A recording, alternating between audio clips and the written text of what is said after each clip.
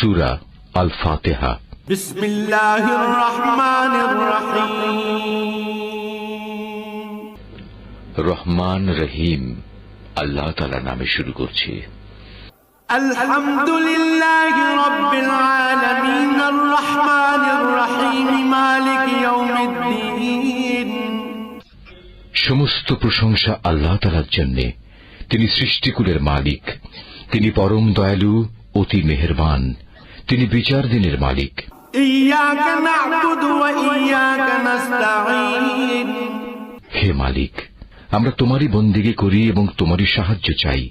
ইহদিনাস সিরাতাল মুস্তাকিম সিরাতাল্লাযীনা আন'আমতা আলাইহিম গায়রিল মাগদুবি আলাইহিম ওয়ালাদ-দাল্লিন। তুমি আমাদের সরল ও অবিচল পথটি দেখিয়ে দাও, তাদের